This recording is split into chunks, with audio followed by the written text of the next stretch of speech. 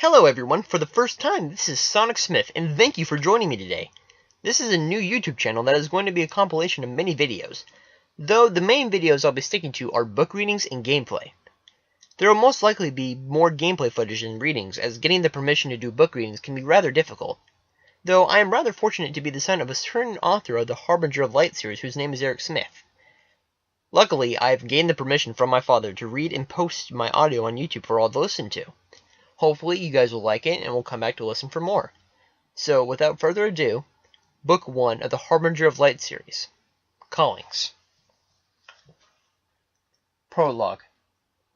We desire because we love despite. Garn kept his eyes low.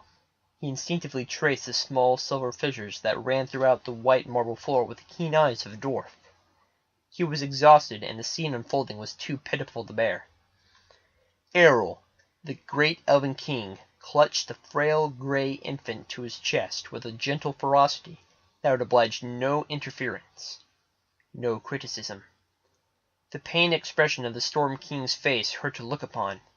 In 8.5 years of war with the Desolate, Garn knew this was the heaviest blow to ever strike the noble king. Even though his head was bowed, Garn felt the heavy gaze of the king come to rest upon him.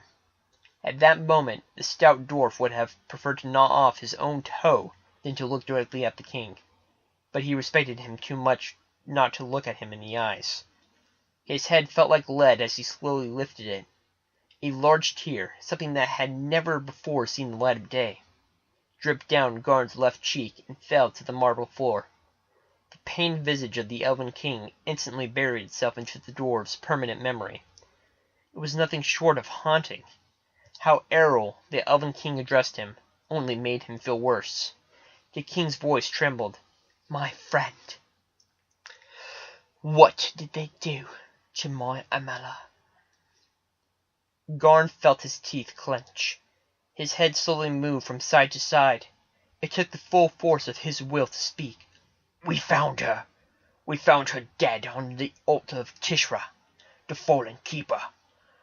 We could not save Amala. They had taken her." Garn swallowed. "They had taken her heart." He felt his blood begin to boil. He could not prevent the heat from infecting his words. "But we butchered them! We butchered them good! Not even the witch priestess escaped us!" Garn's clenched fists were moving violently as he described the scene. "We destroyed her temple, and I took the child from her headless corpse." Garn was breathing heavily. He felt the madness rise. It was a type of madness that leads to berserker rage in battle. The dwarf pushed back hard against the rage. Elves did not understand it. For all their courtesy and soft words, they still viewed the dwarves as a blade thickness shy of barbaric. The war had temporarily united them, but the races mixed about as well as iron and clay. Garn scanned the room with wild eyes. He needed something to focus on, an anchor, to pull himself back from the edge. His gaze came to rest on Neela, the king's youngest daughter. Neela was less than 2 centuries old, close to his own age. Beautiful and gentle, she often walked among the wounded, taking the pain away from as many as she could. Like others of the noble family, she could touch another person's mind. Garn didn't understand it, nor trust it, but she did much good. He liked her. Her expression was that of genuine concern, not disdain or pity. He could feel the rage retreat. Her lovely face calmed him, and his power of speech returned. Garn continued. "Before we destroyed the temple, we piled their bodies on the altar and burned them to ash. The sacrifice was not complete." The elven king's eyes seemed to grow and sadden at the same time. The fire was gone from Garn's voice. He did not know how to speak what everyone knew. Elves are sensitive about their private issues. The dwarf spoke softly for the king alone. "We were uncertain what to do with the infant." Garn chose his next words carefully. "It has desolate blood." Garn's voice fell silent. He did not know what to expect as the king remained silent for an uncomfortably long amount of time. Inexplicably, an eerie calm settled over the Storm King. He approached Garn and rested his free hand on the dwarf's strong shoulder while cradling the sleeping baby with the other hand. Errol leaned forward and spoke directly to Garn.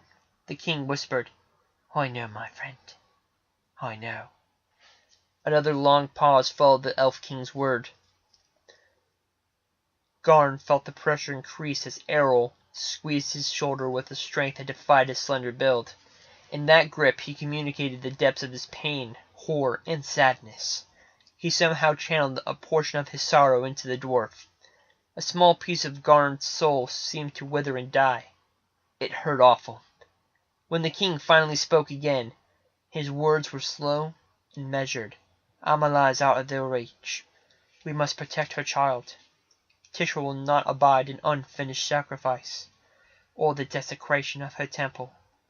She will demand the child's blood, but she will not have it. Therefore, I must ask of you what should not be asked, what cannot be asked." Another long pause followed. "I ask for the blood oath." Garn's knees weakened. Only the king's strong grip prevented him from being toppled. A hammer blow to the stomach would have been kinder. Garn's head fell forward. The weight of the request was unimaginable. It was impossible. No dwarf had ever taken the oath to anyone but his own king, and bloody few had done that. Garn's brother was king of Clan Swifthammer. His brother would feel betrayed. He might call it treason. Garn could be banished. It was impossible. Unthinkable. Garn reeled. It would be easier to surrender his life than to grant the king his request. An old dwarvish proverb echoed through his mind. "Death tastes better than shame." Deep down, Garn knew what the king was asking was right. He knew what the divine wanted, but the price seemed too high. He raised his eyes toward the heavens and slightly begged for courage. Slowly a sense of relief washed over the dwarf. The relief was not from the oath's burden or the consequences, but from the decision. His eyes met those of the king. He heard the words leave his mouth, though he could not remember summoning them or forming them with his tongue and lips. The words, "Engi Ankh," hung in the air like the smoke of a funeral pyre. While still holding the infant, King Arl pivoted onto his heels and drew shimmering moonsword with the hand that had been gripping Garn's shoulder.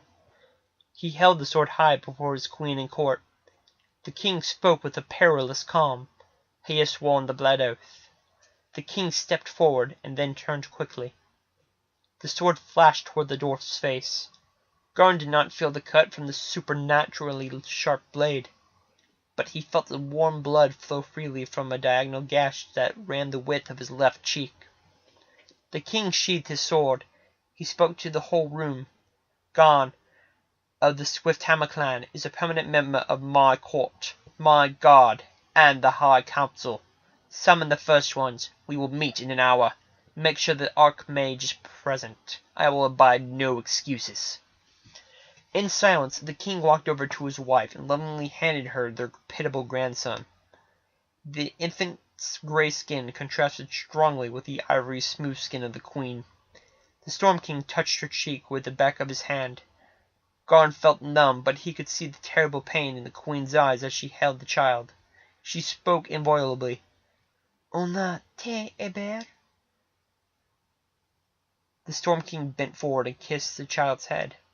The king smiled just a little and replied, "As you wish. His name shall be Eber." Alright, well thank you guys for sticking through that 9-minute talking. That was definitely a different thing for me. I really hope that you guys enjoyed it. Thank you guys for tuning in and listening. Please let me know in the comments below what you thought and what I could have done better. And maybe click that subscribe button and be notified for more videos that'll be coming out. I'll see you guys next time. Bye-bye.